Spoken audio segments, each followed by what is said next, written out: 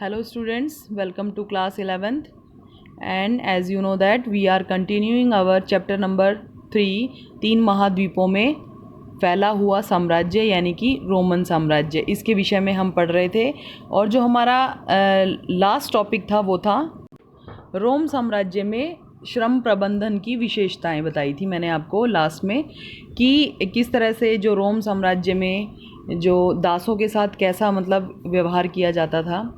तो जिस समय की हम बात कर रहे हैं उस समय तक आते आते जो दास श्रम था वो बहुत महंगा हो गया था, यानी कि अगर हम देखें तो उनको रखना या उनके खान पान का जो खर्च उठाना या उनको जो है उनकी देख रेख करना, ये सारा जो है मालिकों के लिए काफ़ी महंगा जो पड़ने लग गया था।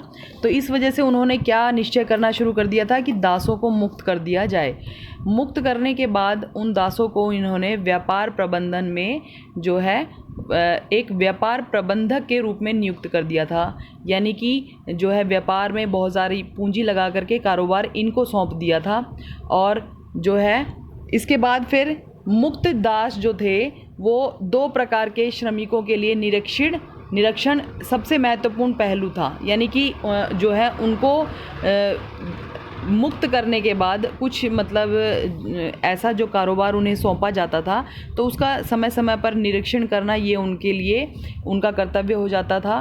किस तरह के दासों को वो अपने मतलब किस तरह के मज़दूरों को श्रमिकों को वो अपने काम के लिए जो रखेंगे, इस सब का जो निरीक्षण करना उनका कर्तव्य बन जाता था।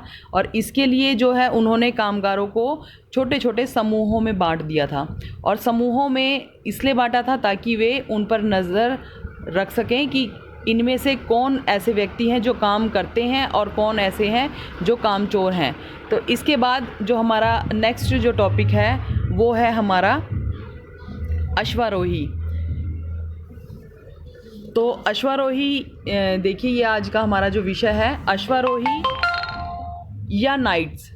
ये जो वर्ग है ये उस समय के समाज का सबसे शक्तिशाली और धनवान वर्ग होता था, क्योंकि जो है सेना का रखरखाव इसी समूह के अधीन होता था। इस वजह से जो है ये बहुत ही शक्तिशाली होते थे और साथ में धनवान भी होते थे।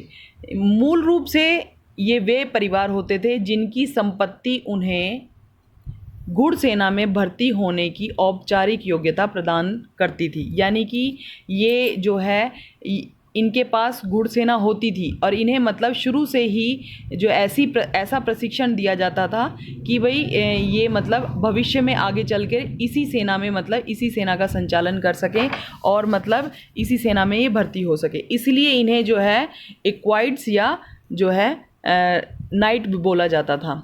अश्वारोही या नाइट वर्ग की विशेषता अब हम करेंगे।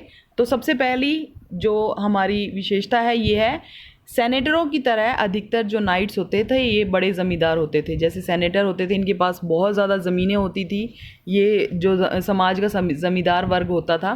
तो इन्हीं की तरह जो नाइट्स होते थे ये भी जो है काफ़ी धनवान होते थे, इनके पास भी जो बहुत ज़्यादा ज़मीनें होती थी। ये सेनेटरों के विपरीत उनमें से कई लोग जहाज़ों के मालिक, व्यापारी और साहूकार यानी कि जो है बैंकर भी होते थे। यानी कि सेनेटर तो ज़मींदार होते थे, लेकिन जो ये नाइट्स होते थे इनमें से काफ़ी ऐसे लोग होते थे जो बड़े बड़े जहाज़ों के मालिक होते थे, बहुत बड़े बड़े व्यापारी भी होते थे, साहूकार वगैरह भी होते थे। यानी वे व्यापारिक क्रिया जो कलापों में संलग्न भी रहते थे, बहुत सारे जैसे मतलब व्यापारिक कार्य भी ये लोग करते थे। इन्हें जो जनता का सम्माननीय वर्ग माना जाता था, जिसका संबंध महान घरानों से होता था। तो ये हमारा जो है सारा टॉपिक क्लियर हो गया आपको। और ये जो हमारा थर्ड चैप्टर है ये तीन महाद्वीपों में फैला हुआ साम्राज्य, ये आज आपका कंप्लीट हो गया है। और आई थिंक आपको ये सारा का सारे टॉपिक जो वीडियो के माध्यम से क्लियर हो गए होंगे और इनको आप बार बार देख सकते हैं। सारे टॉपिक आपको अच्छी तरह से बिल्कुल जो है क्लियर हो जाएंगे। Thank you, have a nice day.